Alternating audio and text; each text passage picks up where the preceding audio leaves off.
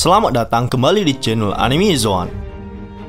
Pada video kali ini, kita akan membahas seberapa kuat Dracul Mihawk, sang pendekar pedang terhebat dunia dan juga orang yang ditakuti di seluruh lautan.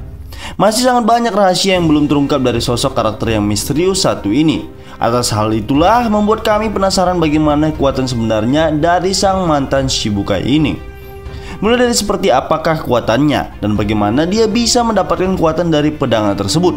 Apakah ada yang bisa menandingi kekuatannya? Kemudian kami beropini bagaimana jika sosok dari Ryuma yang merupakan legenda samurai dari Wano bisa bertarung dengan Takanomi atau Mihawk. Siapakah yang akan memenangkan pertarungannya? Apakah Mihawk yang merupakan pendekar pedang nomor 1 dunia hingga saat ini, atau Ryuma, seorang legenda yang pernah menyelamatkan Wano dari ancaman naga dan membelah kepala naga tersebut? Nah, untuk itulah kita akan membahas tentang kekuatan dari Takanomi Mihawk sebagai pendekar pedang nomor 1 dunia. Namun perlu diingat bahwa pembahasan ini berisikan beberapa teori yang sudah dikumpulkan berdasarkan informasi dan fakta yang sudah ada. Baiklah, nggak perlu berlama-lama lagi, ini dia pembahasannya. Namun seperti biasa, sebelum masuk pembahasan, silahkan klik tombol subscribe dan aktifkan notifikasinya agar kalian tidak ketinggalan informasi dan teori menarik seputar One Piece dari channel Anime Zone. Kalau sudah, terima kasih.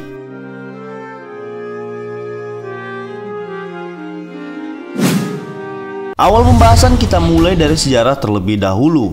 Mihawk atau dikenal dengan Takanomi atau si mata elang merupakan legenda lautan sebagai penyandang pendekar pedang terkuat di dunia. Tak pernah ada rumor mengatakan dia dapat dikalahkan sekalipun. Dan pada saat itu, ia hadir di antara mereka yang menyaksikan eksekusi Goldie Roger di Lockdown sekitar lebih dari 20 tahun yang lalu. Sosok dari Mihawk dan masa lalunya ini masih menjadi misteri. Dia merupakan sosok karakter yang memiliki karisma dan menjadi orang yang misterius namun sangat berbahaya dan juga overpower. Sebelum dia menjadi pendekar pedang nomor 1 dunia, kami menganggap jika hal yang dilakukannya hingga bisa mencapai gelar tersebut pasti membutuhkan kerja keras dan dia tidak berlatih sendirian. Alasannya dikarenakan dia ingin melampaui Goldie Roger. Diketahui ketika Roger berhadapan dengan Shirohige, diperlihatkan Roger hanya menggunakan pedang dan pistol. Hal itu membuat Mihawk ingin berhadapan dengan Roger. Saat Roger dieksekusi, tampak sosok dari Mihawk hadir dalam eksekusi sang raja bajak laut tersebut. Yang mencurigakan adalah momen Mihawk bergabung dengan Shichibukai ini terjadi ketika Roger sudah dieksekusi. Kami merasa bahwa Mihawk tak lagi memiliki lawan tanding yang setara dengannya setelah mengetahui Goldie Roger dieksekusi. Hal itu yang membuat kami merasa bahwa Mihawk terlihat bosan karena target utamanya telah mati duluan dan akhirnya dia bergabung dengan Shichibukai. Mungkin alasan lain yang sangat masuk akal ketika Mihawk bergabung dengan Shichibukai adalah ia ingin berlayar bebas tanpa adanya hambatan. Namun setelah mengetahui ada sosok yang mirip dengan Roger dan kekuatan yang sama seperti Roger, Mihawk pun ingin berduel dengan Shanks dan menjadikannya rival. Lalu mengapa Mihawk menjadikan Shanks sebagai rivalnya? Shanks diduga sebagai pewaris teknik dari Roger. Selain itu, dia juga merupakan ahli pedang dan master haki. Hal tersebut kami rasa yang membuat Mihawk menjadikan Shanks sebagai rival dan sekaligus sahabat dikarenakan teknik berpedang dari Shanks sangat hebat. Dari hal tersebutlah yang membuat Mihawk penasaran dari sosok Yonko satu ini. Selain itu, nama pedang dari Shanks adalah Griffon. Namun ada dari seorang fans yang bertanya nama dari pedang tersebut dan Oda Sensei pun menjelaskan dan memberitahukan nama dari pedang tersebut. Griffon memiliki banyak keunggulan yang tak kalah dengan pedang milik Mihawk.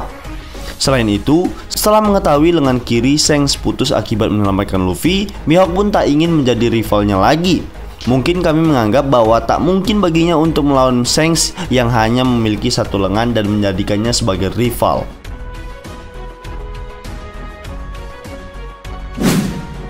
Kemudian, dari segi penampilan, Dracul Mihawk adalah seorang pria yang tinggi dan ramping dengan janggut pendek dan jambang yang diatur rapi hingga ke atas. Julukan mata elang berasal dari matanya yang aneh berwarna kuning seperti mata elang. Selain itu, ia juga memiliki tatapan yang tajam saat menatap musuh serta tak pernah mundur jika sudah menatapkan lawannya. Mihawk memakai pakaian khas bangsawan Spanyol, warna merah hitam dihiasi dengan motif-motif. Pakaiannya sendiri terdiri dari topi hitam bertepi lebar dihiasi dengan bulu-bulu dan mantel hitam panjang terbuka dan tanpa baju di bawahnya, berwarna merah, lengan dan kerah bermotif bunga. Ia memakai celana putih panjang atau ungu muda di anime, dihiasi dengan sabuk dan terselip rapi ke dalam sepatu yang terlihat besar untuk ukuran kakinya. Mihawk memiliki sebuah katana super besar, yaitu Yoru, yang diletakkan di punggungnya. Selain itu, ia juga memiliki sebuah liontin salib di depan dada yang merupakan belati kecil jika dibuka. Ia juga memiliki perahu kecil unik berbentuk peti mati dengan 2 lilin hijau yang dinyalakan, sebuah layar hitam, dan sebuah tempat duduk. Perahu ini selalu digunakannya jika akan berlayar kemana-mana. Lalu dari segi kekuatan, Mihawk memiliki sebutan pendekar pedang terhebat dunia. Pedang yang digunakan adalah Yoru yang merupakan bagian dari 12 Saijo Owazamono. Pedangnya ini memiliki daya hancur yang sangat luar biasa dan menjadi pedang yang sangat kuat hingga bisa membelah kapal hanya dengan sekali tebasan saja. Selain itu, pedang yang dimilikinya juga memiliki daya tahan yang sangat kuat. Atas gelar yang dimilikinya tersebut, dia memperoleh kekuatannya ini dari kerja kerasnya. Dikatakan Mihawk sudah berlatih pedang dari kecil dan mengasah kemampuannya sendiri. Namun, tentu saja kekuatan yang dimilikinya tak semudah itu ia dapatkan. Dikatakan bahwa dia sering bertarung dengan bajak laut lain dan tak pernah terkalahkan dalam duel berpedang. Akan tetapi, berbicara hal sepele, Rakul Mihawk sangat bertanggung jawab atas penghancuran seluruh armada bajak laut Dawn Creek yang baru 7 hari masuki Grand Line. Alasan ia melakukannya adalah karena Dawn Creek dan kru dianggap telah berani mengganggu tidur siangnya. Tak puas sampai di situ, ia terus mengejar Dawn Creek hingga ke Ice Blue. Di perayaan Ice Blue, Dawn Creek dan krunya yang tersisa sampai di restoran terapung Baratie dan bermaksud mengambil alih kapal tersebut. Belum sempat mewujudkan misinya, Mihawk tiba-tiba datang dan langsung memotong kapal Dawn Creek hingga menjadi 3 bagian. Semua orang yang ada di Baratie termasuk kru topi jerami sangat terkejut dengan peristiwa tersebut. Zoro segera mengenalinya sebagai orang yang selama ini ia cari dan langsung menantangnya berduel. Dengan sikap meledek, Mihawk mengeluarkan melati kecil miliknya untuk meladeni teknik 3 pedang milik Zoro. Zoro tampak jengkel dan langsung menyerang dengan membabi buta. Namun Mihawk dengan mudah mengatasi setiap serangan, bahkan mampu menusuknya di dada. Mihawk tampak terkesan dengan semangat Zoro dan bersedia memberinya kesempatan melawan pedang hitam untuk serangan terakhir. Zoro mengeluarkan teknik andalannya Santoryogi Sanzen Sekai, namun kalah telak melawan pedang hitam yang menghancurkan 2 dari 3 pedang miliknya. Zoro mengakui kekalahannya dan secara terhormat merelakan Mihawk untuk menyelesaikan pertarungannya. Mihawk kagum melihat keberanian Zoro dan menerima tawaran tersebut. Luffy pun menjadi kalap dan mencoba menyerang Mihawk, namun salah sasaran hingga menabrak dinding kapal. Zoro sambil menangis memanggilnya dan berjanji tidak akan kalah lagi. Mihawk lalu memberikan nama lengkapnya sambil memberi tantangan kepada Zoro. Namaku adalah Rakul Mihawk. Terlalu awal bagimu untuk mati. Kenali dirimu, kenali dunia, dan menjadi kuat, Roronoa. Tak peduli berapa bulan atau berapa tahun yang diperlukan, aku akan tetap di sini sebagai yang terbaik dan menunggumu. Coba kalahkan pedang ini, kalahkan aku, Roronoa Zoro. Namun saat perang di Marineford, Mihawk menjadi sosok Shichibukai yang membantu angkatan laut untuk melawan kru Whitebird. Sudah diperlihatkan bagaimana kekuatan dari Mihawk ini. Ia bisa menebas es Aokiji yang sangat tebal hanya dengan 1 tebasan saja. Lalu dia juga melawan Vista, komandan divisi Whitebird, dan bertarung untuk melindungi Luffy dari Mihawk. Namun Mihawk menghentikan pertarungannya setelah Shanks datang dan menyelamatkan Koby dari serangan Akainu. Terlihat Mihawk pergi meninggalkan Marineford dan mengatakan dia setuju bertarung dengan Whitebird untuk menyelamatkan Ace, namun tidak untuk melawan Shanks. Setelah pertempuran Marineford terjadi, dia kembali ke pulau tepat di mana dia tinggal. Terlihat ada Zoro yang sedang tersesat di istananya dan sedang bertarung dengan Babun.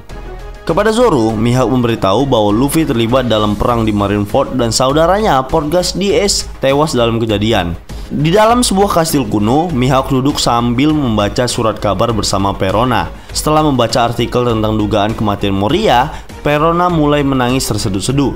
Mihawk mengusir Perona untuk menangis di tempat lain karena terlalu berisik. Perona kemudian mencelanya sebagai orang yang tidak berperasaan. Mihawk berkilah jika merekalah yang telah lancang menerobos ke tempat kediamannya selama ia tidak ada di tempat. Ia juga berkomentar bahwa artikel tersebut tidak kredibel karena seperti yang diingatnya, Moria masih hidup selama pertempuran berakhir.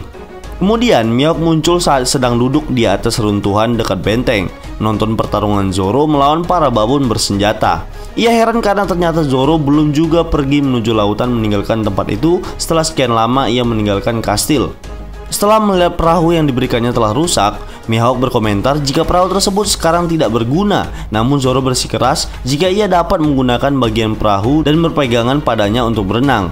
Mihawk lalu menjelaskan kepada Zoro tentang sejarah yang terjadi di balik alasan gaya bertarung para babon, sambil mengusulkan agar dia kembali saja ke kastil dan baru meninggalkan tempat tersebut esok harinya. Namun Zoro menolak bahwa ia perlu untuk menemui Luffy. Mihawk lalu menyerah dan membiarkan Zoro untuk melakukan apapun yang diinginkannya. Setelah pesan rahasia yang diberikan Luffy, Zoro datang kembali menemui Mihawk dan memohon agar bersedia melatihnya. Mihawk tampak kecewa dan menyuruhnya pergi karena menganggap ide tersebut adalah ide yang bodoh.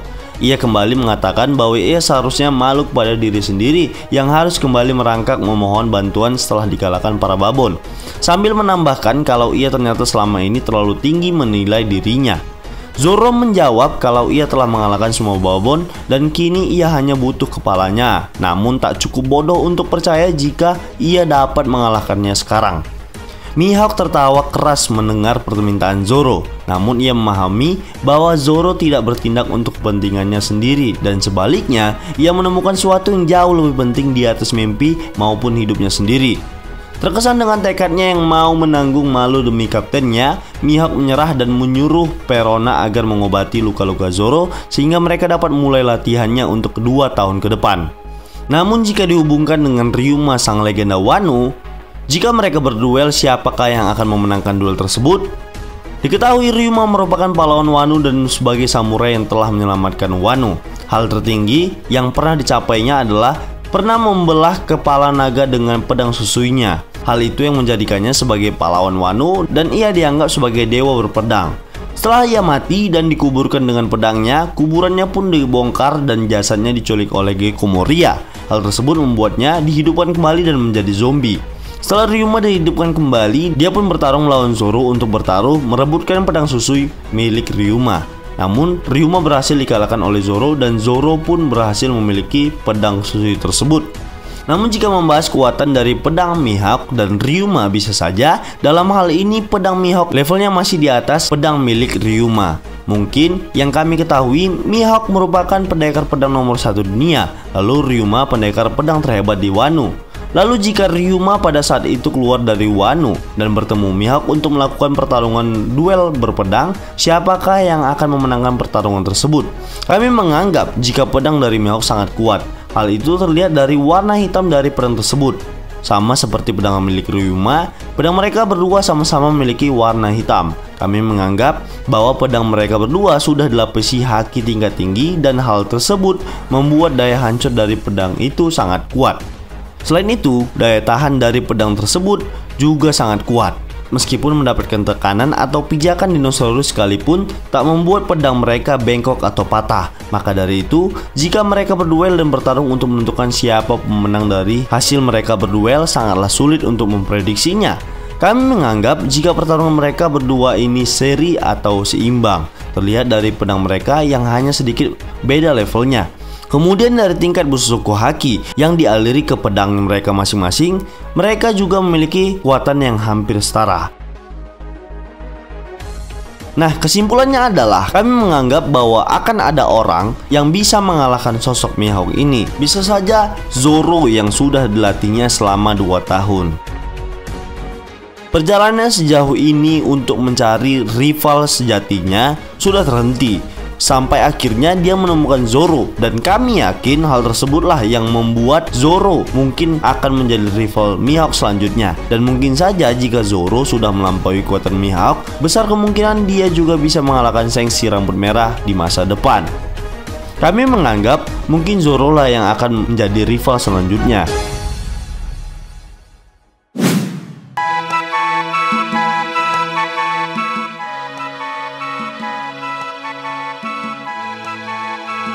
Baiklah, itulah tadi pembahasan tentang seberapa kuat Mihawk sang pendekar pedang terhebat di dunia.